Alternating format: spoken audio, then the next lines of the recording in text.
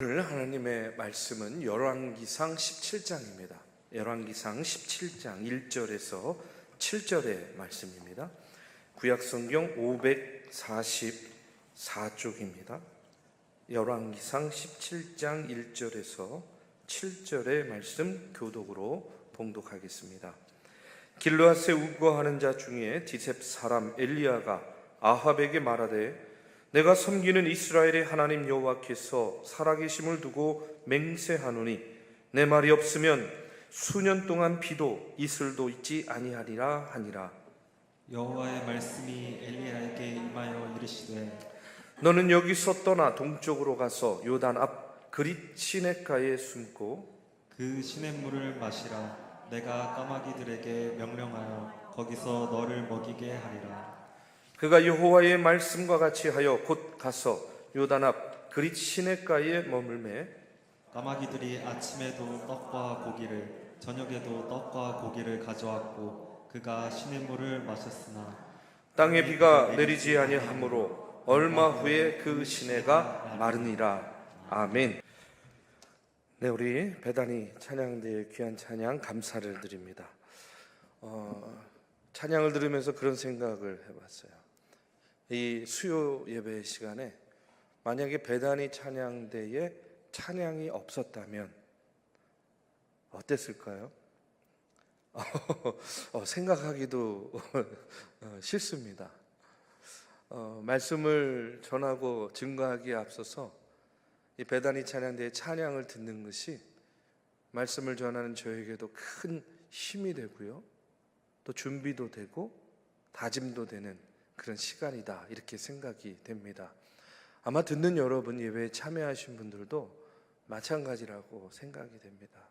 먼 길을 오고 가고 또 남들보다 몇 시간은 앞서 와가지고 또 찬양을 준비하고 또 이렇게 찬양을 드리는 우리 배단위 찬양대의 그 수고와 헌신을 누구보다도 하나님께서 기뻐 받아 주실 줄로 믿습니다. 더욱더 푸르고 청청하게 하나님을 찬양하는 자리를 지키시기를 주님의 이름으로 축복합니다. 빼도 박도 못하는 거예요 이제.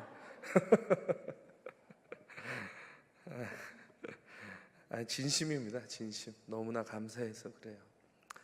자, 오늘 계속해서 수요 예배 그릿 시냇가에 심으라 하는 그런 말씀, 열왕기상 17장의 말씀을 나누는데요, 우리가 이제 지난 시간 계속해서 열왕기상의 말씀을 나누면서 북이스라엘의 왕들에 대해서 이야기 나눴습니다. 그러면서 어떤 말씀을 나눴습니까? 이게 이제 그 믿음의 대가 이어지고 또 왕권이 이렇게 이어지면 그 선조의 좋은 점은 담고 또 버려야 될 것들은 버려야 되는데, 어찌된 일인지 이 북이스라엘의 왕들은요 계속해서 그 왕권이 이어지고 넘어질 때마다 뭐라고 나옵니까? 소위 말해서 이거예요. 전보다 더 악했다는 거예요. 더 악했대요. 이 악순환이 계속되는 것을 보게 돼요. 그런데 그 정점이 이제 나오는데 누구에 이르러서 그 패역한 세대의 정점을 이루냐면 바로 아합 왕에 이르러서 이 북이스라엘의 패역함이 정점에 이르게 됩니다. 이유가 뭡니까? 이 아합 왕이요 이세벨이라는 여자하고 결혼을 합니다. 그런데 이 이세벨은 시돈 왕의 딸이었어요. 당시에 이 시돈 사람들은요 무엇을 믿었냐면 바알과 아세라 신을 믿었습니다. 다산과 풍요의 신이라고 생각하고 바알과 아세라 신을 믿었어요. 우상이죠. 그런데 이 아합 왕이 마찬가지로 이 바알과 아세라 신을 섬기게 되는 거예요. 그리고 백성들도 마찬가지였죠. 그러다 보니까 하나님 보시기에 정말로 패역한 시대, 패역한 왕이 되었습니다. 그와 같은 때에 하나님께서 아합 왕에게 누구를 보내시냐면 엘리야를 보내시는 거예요. 엘리야 선지자가 왕 아합 왕 앞에 나타나서 오늘 본문 말씀에 보니까 1절에 이렇게 이야기하고 있어요. 내가 섬기는 이스라엘의 하나님 여호와께서 살아계심을 두고 맹세하노니 내 말이 없으면 수년 동안 비도 이슬도 있지 아니하리라 하니라 하고 이렇게 이야기해요. 앞으로 내가 비 올 것이다 하고 이렇게 이야기하기 전에는 비도 이슬도 내리지 않을 것이다 라고 이렇게 이야기하는 거예요. 하나님께서 엘리야를 통해서 아합과 이스라엘에게 뭐를 내리시는 거예요? 징계를 내리시는 거예요. 심판을 내리신 겁니다. 왜 하나님은 엘리야를 보내서 그들에게 이 심판의 경보를 내리실까? 앞서도 이야기했죠. 이유가 뭐라고요? 그들이 누구를 섬겼기 때문에? 우상 섬겼기 때문에. 지금 이들은 어떻게 믿고 있습니까? 하늘에서 시마다 때마다 비를 내려주시는 이가 누구라고 믿는 거예요? 바알이라고 믿는 거예요. 자신들에게 물을 줘서 자신들이 풍요로운 결실을 맺게 해주는 게 누구라고 생각하는 거예요? 바알이라고 생각하고 아세라라고 생각하는 거예요. 그런데 여러분, 우리도 알고 있습니다. 그리고 마찬가지로 하나님께서는 오늘 엘리야 선지자를 통해서 무엇을 다시 한번 분명히 그들에게 알려주냐면, 하늘에서 비를 내리고 이슬을 내리고 너희들로 하여금 풍성한 수확을 거두게 하는 분은 바알도 아니요 아세라도 아니요 바로 누구라고요? 살아계신 하나님이시다 하는 것을 엘리야를 통해서 다시 한번 그들에게 일깨워주고 있는 거예요.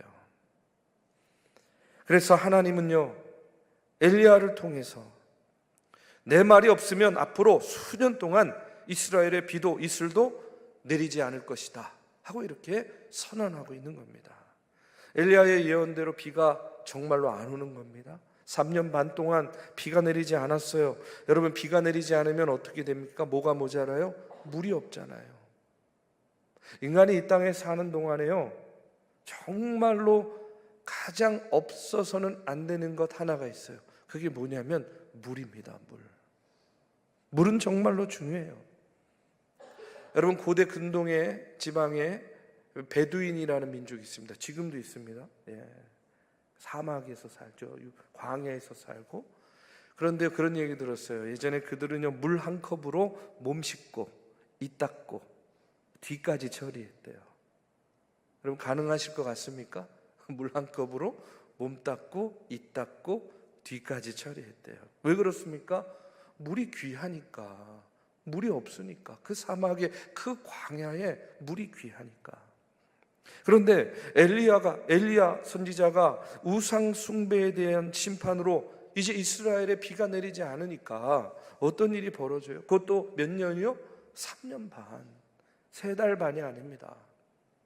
오늘날과 같이 아무리 과학이 발달해가지고요, 뭐 댐을 건설하고 막 그 먹을 물을 막 이렇게 저장하는 저장 기술이 아무리 발달했다 할지라도 요즘 같은 시대에도 3년 반 하늘에서 비 안 오면요, 여러분, 인류는요 굉장히 심각한 위기에 빠질 겁니다.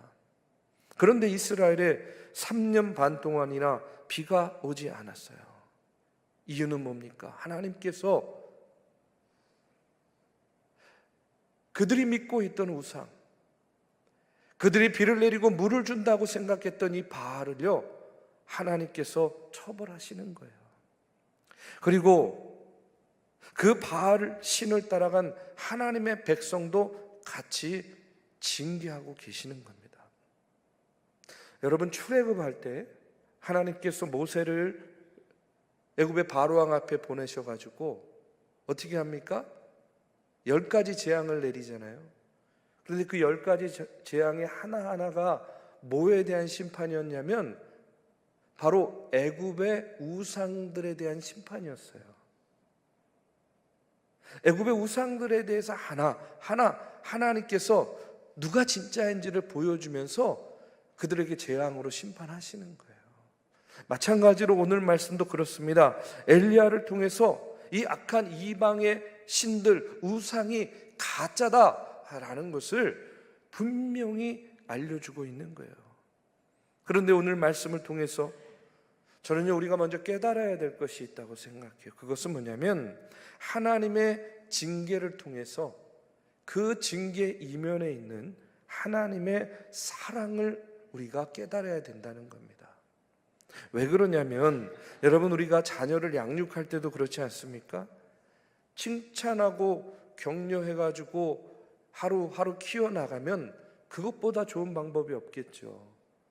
그런데 여러분, 칭찬과 격려만으로 교육이 안 되는 경우가 얼마나 많아요. 조용히 말로 타일렀을 때 순종하는 그런 아이들도 있지만 아무리 화내고 아무리 소리쳐도 듣지 않는 자녀들 또 있잖아요. 그러면 말을 안 들으면 어떻게 해야 됩니까? 말로 안 되면 매를 들어야 되겠죠. 그래서 훈계가 말이라고 한다면 여러분, 매는 징계라고 이야기할 수 있는 거예요. 징계를 해서라도 바른 길로 이끌려고 하는 거예요. 여러분 한번 생각해 보십시오. 부모의 입장에서 징계를 통해서라도 자녀를 바른 길로 인도하고자 하는 부모가 제대로 된 부모입니까? 아니면 그냥 내버려 두고 제멋대로 가도록 내버려 두는 부모가 여러분 바른 부모입니까? 징계를 해서라도 고치고 또 방향을 또 가는 길을 바로 할 수 있다면 여러분 매라도 들어야 되는 거 아니겠어요? 자녀를 사랑한다면 잘못된 길로 가도록 그냥 내버려 둘 수 없는 거 아니겠습니까? 저는요, 하나님의 징계도 그와 같다고 믿습니다.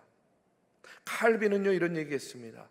하나님의 사랑은 징계 속에서 구체화된다, 이렇게 이야기했어요.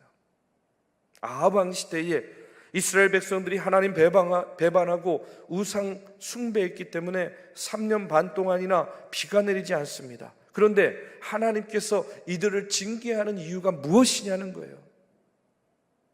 그것은 그들로 하여금 우상 숭배에서 돌이키기를 원하는 마음 아니겠습니까?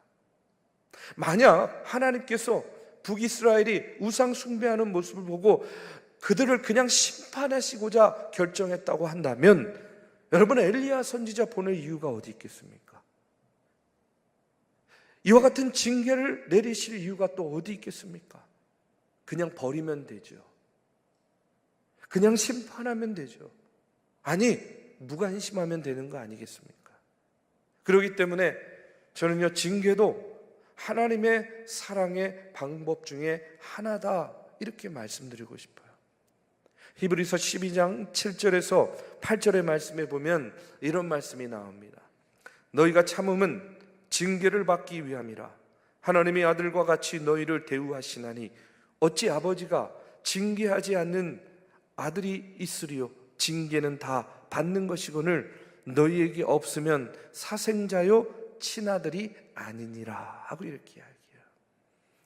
자기 자식이기 때문에 징계하고 사랑하기 때문에 징계한다 하는 그런 말씀이에요. 여러분, 자기 자녀를요 채찍질하면서 자녀가 고통스러워하고 눈물 흘리는 것을 보면서 여러분 기뻐하는 부모가 어디 있겠습니까?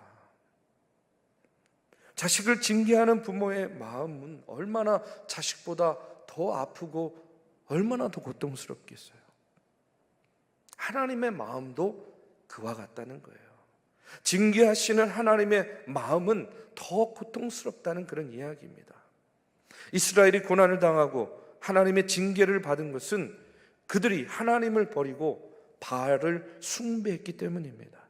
그러나 그런 그들을 징계하시는 이유도 마찬가지로 그래도 그들을 버리지 아니하시고 하나님께로 돌아오기를 바라는 그 하나님의 사랑의 또 다른 표현이었다라는 사실이에요.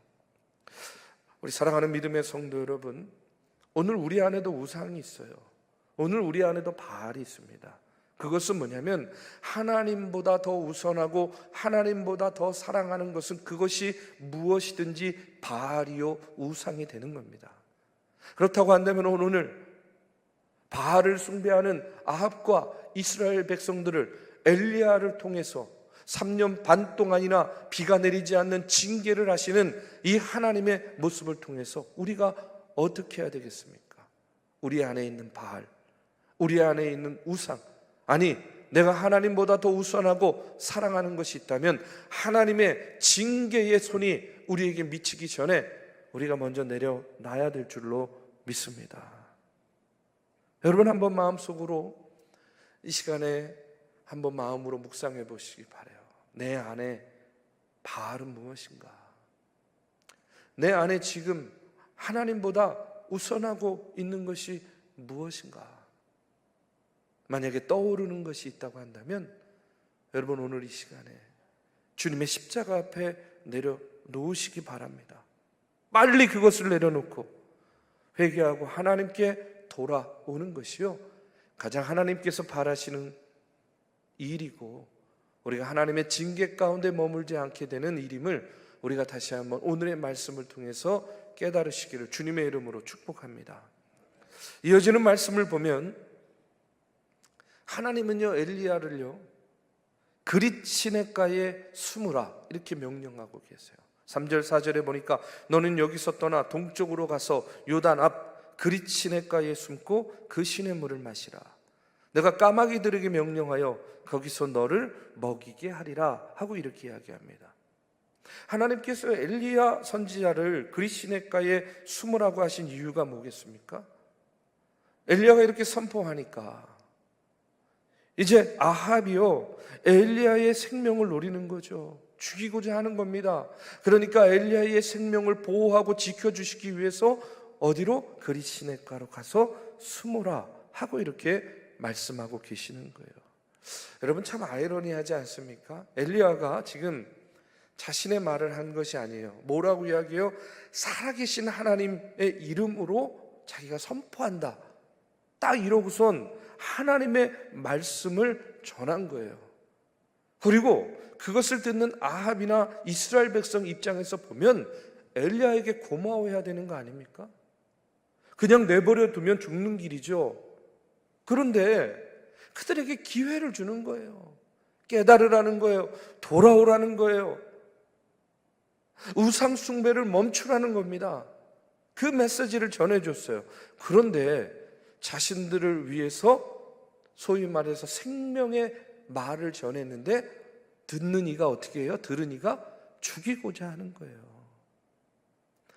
그러니까 바른 말하고 어떻게 해야 되는 거예요? 숨어야 돼요. 도망가야 되는 그런 처지가 된 겁니다. 그런데 역사적으로 보면 여러분, 지금뿐만 아니라 이 이스라엘 백성들은 진실하고 의로운 선지자들에 대해서 하나같이 박해하고 그들을 죽이는 것을 보게 돼요. 이사야 선지자는요, 어떻게 죽은지 아십니까?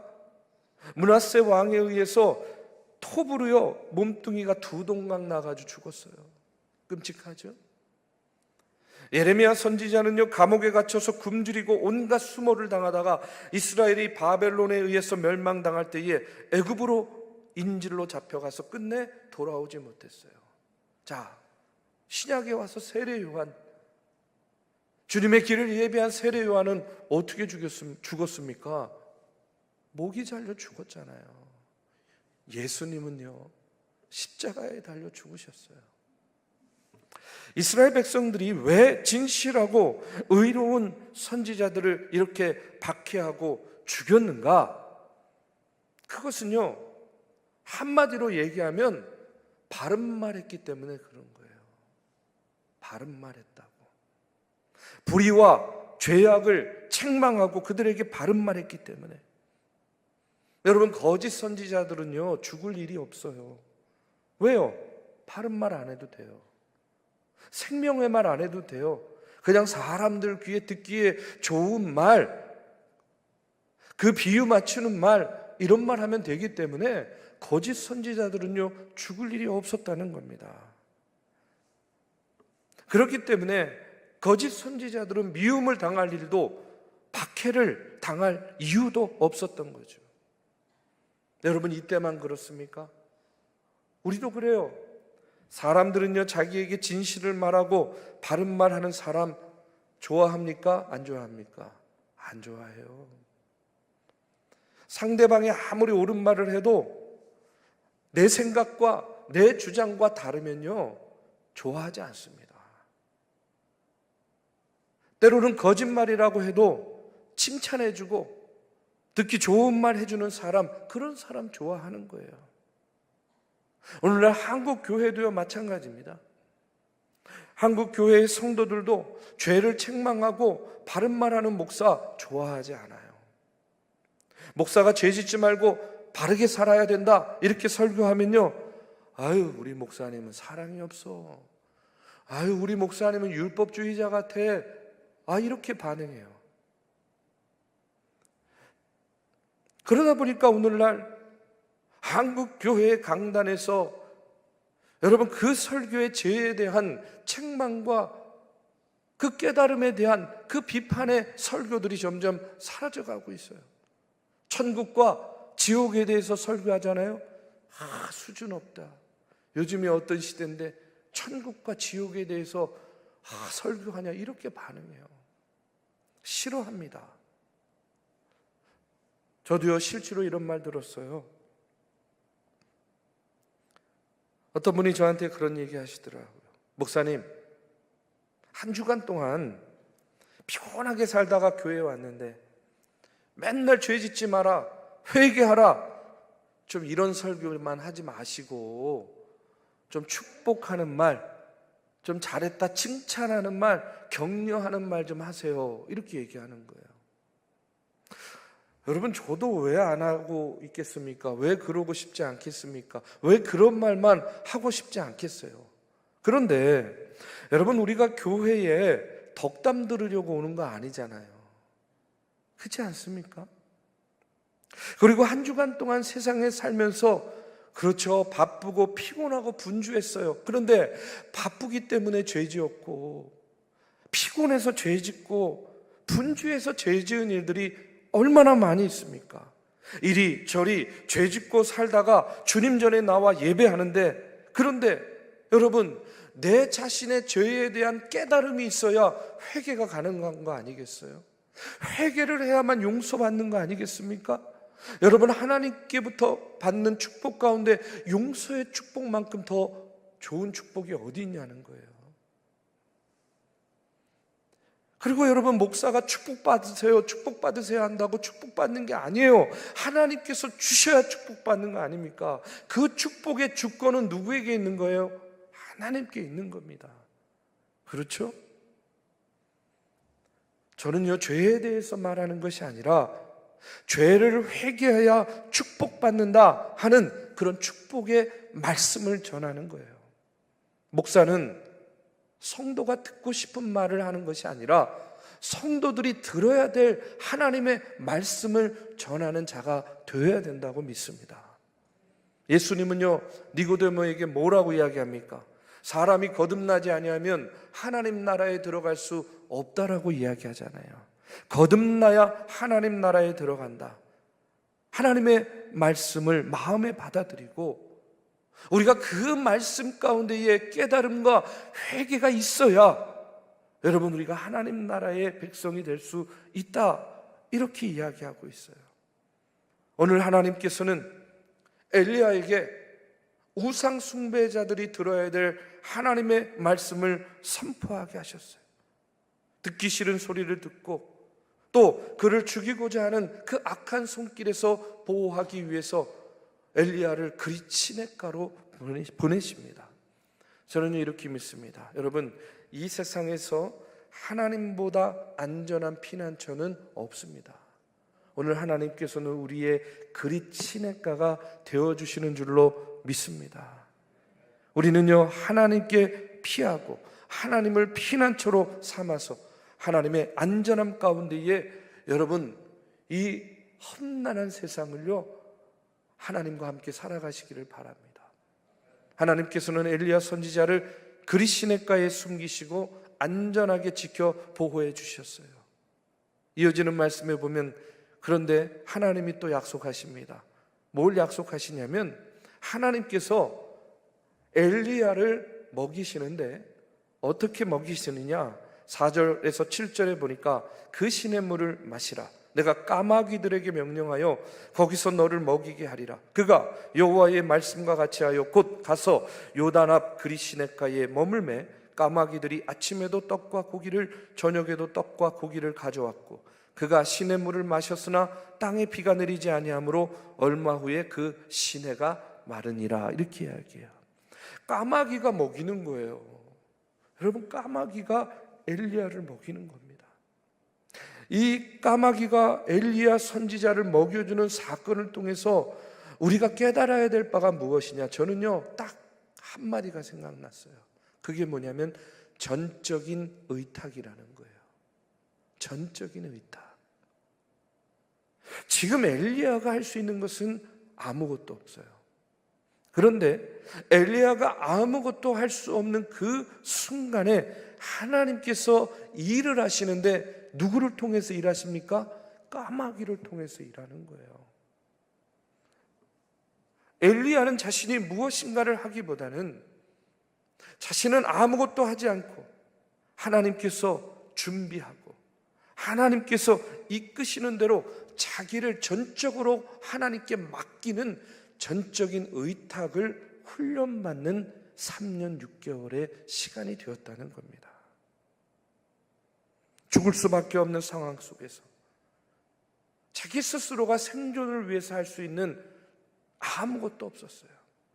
오로지 하나님께서 베풀어 주시는 방법대로 그러냐 전적으로 이끌림을 받는 훈련을 누구를 통해서? 까마귀를 통해서 하게 되었다는 거예요.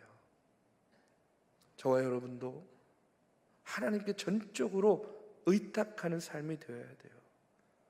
여러분, 까마귀가 따로 있습니까? 저는요, 저와 여러분의 삶 가운데에도요, 까마귀가 많았으면 좋겠어요. 까마귀가 많았으면 좋겠어요.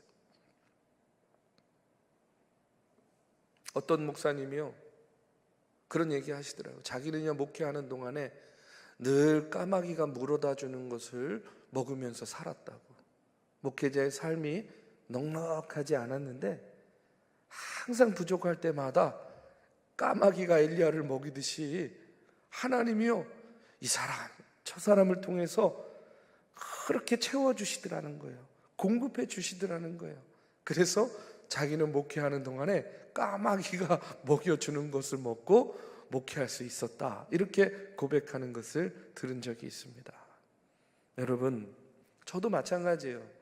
단독 목회하면서요, 제 주변에요, 하나님께서 저에게 얼마나 많은 까마귀들을 보내주셨는지 몰라요. 기가 막힙니다. 월세를 내야 되는데 10만 원이 부족해요. 이거 어떡하나 안절부절하고 기도하면요, 생각지도 않았는데 갑자기 지방 여선교회 회장님이라고 전화가 오는 거예요. 전도사님, 계좌번호 좀 알려주세요. 왜요? 일면식도 없는데. 우리 지방에서 사업을 하다가 돈이 좀 남아가지고 미자립교회 전도사님들 도와드리려고 그래요. 얼만데요? 많지는 않고요, 10만 원이요. 저는요, 뒤로 넘어질 뻔했어요. 딱 10만 원 필요했는데 까마귀를 보내주신 거예요. 여러분, 저는요, 오늘 말씀을 통해서 우리의 삶 가운데도요, 하나님이 우리의 필요를 따라 공급해 주시는 까마귀들을 보내주신다고 믿습니다. 하나님은 충성스러운 엘리야 선지자를 그리 시냇가에 숨기시고 까마귀를 통해서 먹이시고 지켜주시고 보호해 주셨습니다. 여러분, 하나님의 충성된 백성은요, 하나님께서 반드시 먹이시고 지켜주시고 보호해 주신다 하는 사실을 믿으시기를 주님의 이름으로 축복합니다. 말씀을 맺겠습니다.